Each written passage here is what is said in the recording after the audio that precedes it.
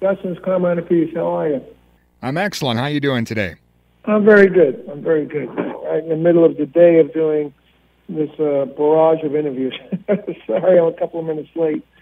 Oh, no problem. I'll just ask you a few questions, and I won't keep you long. No problem. Yeah. Okay, let's rock. Well, first of all, if you want to let us know a little bit about this new project you have, Drum Wars, with your brother, what can we expect from that? Well, Drum Wars is something that we've been doing for like 2 years on the road. You know, we played 20 shows in Europe, and we went, it's all over Russia. We went to Canada. We did 10 or 15 shows in Canada, and probably 20 shows in America over the last couple of years. So we've been doing this for a while. And, when we played at the Iridium in New York, which is a beautiful venue that a lot of people have been playing at, they record everything they do live. So, we recorded it and we heard it. And so my label, Rocker Records, we decided let's release an album of Drum Wars live, because you know what?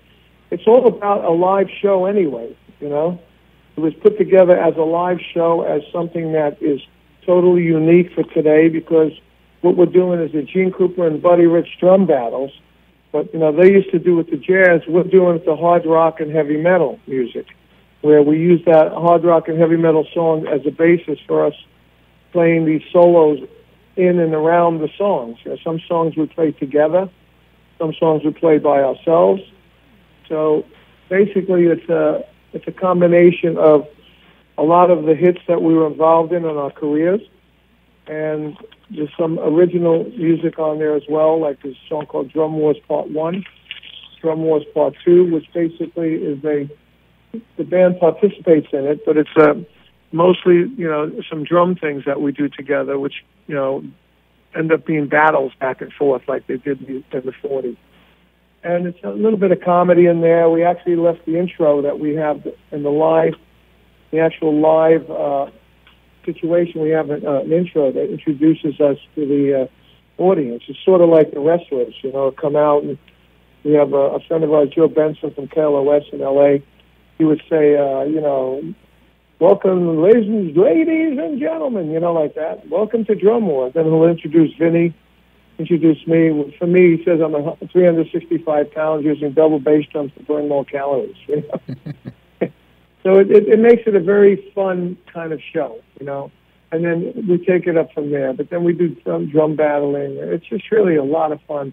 And I think the best way to present this thing was to present it live first, before we did any other records or any other albums. I think the live is the best way to present this. Yeah, for sure. And it must be a pretty awesome experience to be not only sharing the stage with your brother, but now, putting it to record as well. Yeah, because now I could already feel the difference in, with all the promotion and everything that's going on with Drum Wars. I could actually feel all the energy, taking it up to a little more, a higher level than it was before the record came out. Because a lot more people know about it now. I'm getting radio stations playing it. I'm meeting people that are saying they just got the CD, and we're offering a free download, actually, if you want to keep this on the radio. If you go to Rocker, I'm a rocker, you're a rocker, Rocker-Records, that's my label, rocker-records.com/Drum Wars, and you can download Drum Wars Part 1 for free. Yeah, awesome, for sure. And I got to ask you, playing with your brother, is it kind of maybe a friendly rivalry between the two of you? And not just now, but maybe over the years? Do you kind of fuel each other in that sense? Well, yes and no. What we did was it's always been a sibling rivalry, but I'm always helping him. He's helping me, I'm helping him. I got to admit, I help him more than he helps me. But he's my brother. But the great thing about it is when we get on stage and we do this drum stuff, we push each other to the limits. Matter of fact, I had pulled my rotator cuff off the muscles during Drum War shows in Europe, because we were pulling each other to the to the extremes, and it's really cool. It's a lot of fun, and we can make fun of it. Like after he does his great solo, I'll come out and say, "Yeah, Vinny Appice on drums. My brother, I taught him everything he knows." And then Vinny will say, "That's how my mom would say." So, I mean, you can do stuff like that because we're brothers, and probably we're the most famous brother-drummer team in the rock world. I don't really know of any other rock drummer brothers that have made it to the heights that we've made it, And so it really makes it different and unique and fun. A lot of fun being on the road with your brother, I got to say. Yeah, for sure. And you mentioned helping your brother out, and obviously you have been an influence on basically everyone who's come after you. And I want to ask you a bit about your time in Vanilla Fudge. I know a lot of people kind of trace, the roots of heavy music back to you guys. What are your thoughts on that? And did you kind of sense at the time that you would be an influence on all these other bands down the road? Not really. I mean, back in those days were virgin, if you know what I mean. There was so much that was left open to be done that, like we were the first band to be on the Ed Sullivan Show without a top 5 single. We had a top 5 album, but, not a top 5 single.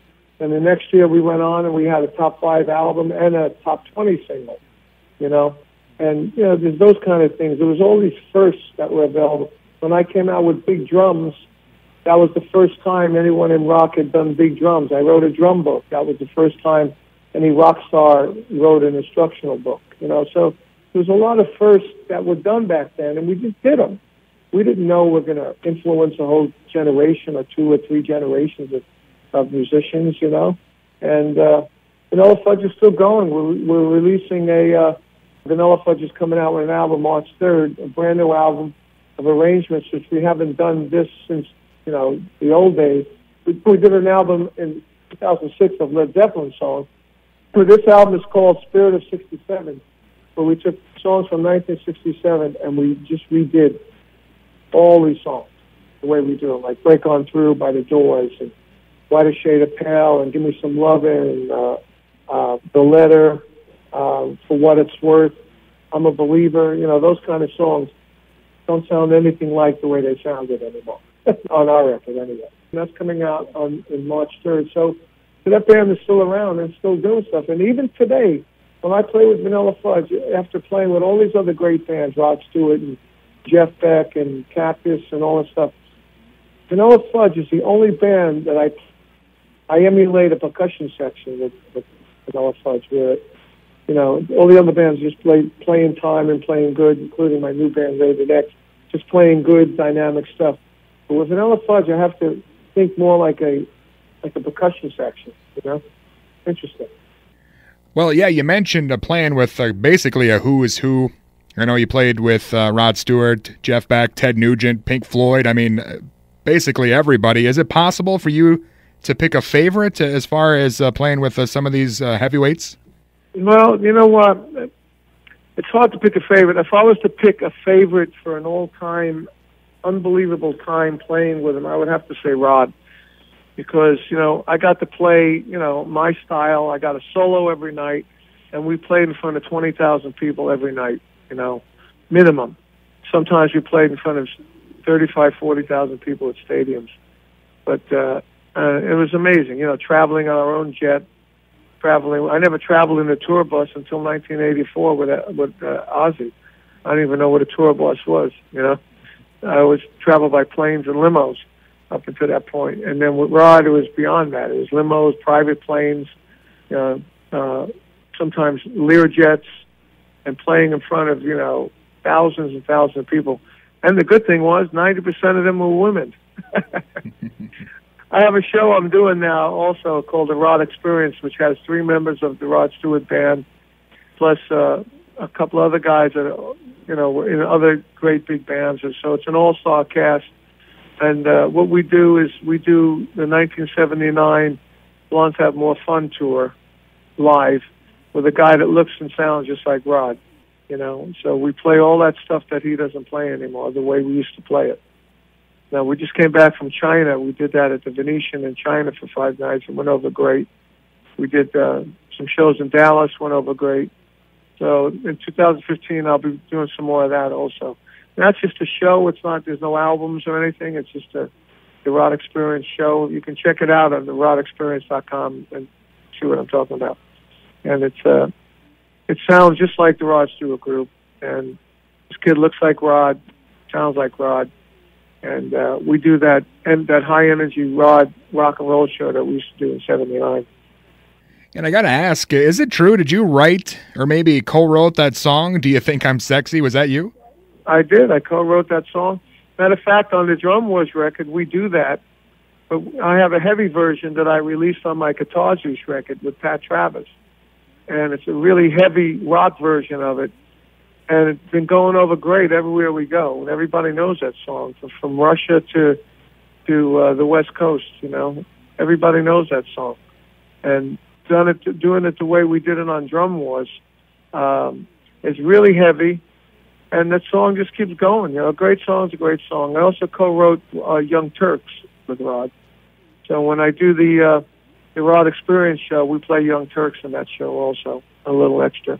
Just like I'm on the People Get Ready track with Rod and Jeff, you know. So we play that one also. But, yes, I've been writing songs for a long time. I mean, my first song was 1968 with Vanilla Fudge and, you know, with DBA, you know, wrote a couple of those songs myself, and that was gold. And so I've written a lot of songs that are on gold records and all that. So I'm very happy with all that, you know. Yeah, definitely. And you mentioned briefly, but I wanted to ask you about your memories of touring with Ozzy Osbourne. Was that just a crazy time for you? Well, Ozzy wasn't that crazy, really. You know, he was a bit drunk at times, you know, but he wasn't that crazy because Sharon tried to keep the drink away from him. And matter of fact, backstage on that tour, we had Motley Crue open up for us, and they were calling it the No Fun Tour, and they had a picture of a limp penis, you know, like a cartoon drawing, because Sharon wouldn't let any of the groupies or anyone backstage, you know. So, and then eventually Sharon fired me off that tour because she said my name was too big. They needed more of a sideman, because I was getting a lot of press on the tour, which I told her I do when I tour America, but she didn't believe me. And so she didn't like the fact that I was getting a lot of attention, so she fired me. So it's all going to be in my book that I'm working on. It's going to be called Stick It. I wrote it with this guy named Ian Giddens, and he co-wrote the Nikki Sixx book, The Heroin Diaries. He wrote the book, actually. And so we have the book written now. We're just trying to finalize a deal. We have a few options, so we're looking at. But it's going to be, you know, starting out back in the 60s when I was a kid, you know, running around Brooklyn in gangs, all the way up through, you know, pretty much nowadays. And all the crazy stuff that happened in my life, which was a lot of stuff, and everyone I touched on, from Jimi Hendrix to Led Zeppelin to The Doors to Gregory Peck, Fred Astaire, Tony Curtis, you know, Rod, Jeff Beck, Cactus, Hendrix again. You know, just it goes on and on. You know, where my life took me. You know, and so many different people. Buddy Rich, being friends with Buddy Rich. You know, I mean, it's crazy stuff. Yeah, sounds awesome for sure. And, you know, the book's coming up, and you have the Drum Wars stuff, and you mentioned a few other projects, a lot of stuff you're keeping busy. Is there anything you want to mention maybe that we didn't touch on before we go? No, I think we pretty much got it all. Just check out Drum Wars, and everyone go to the label site, download the free Drum Wars, get a sample of it. And pretty much working on Drum Wars Rated X, and the Vanilla Fudge album's getting ready to come out. We just got the mastering today. We're listening to it. So everything's good. Everything's really good. Excellent. Again, thanks so much for being on with me today. Okay, bro. Bye-bye. All right. Bye-bye.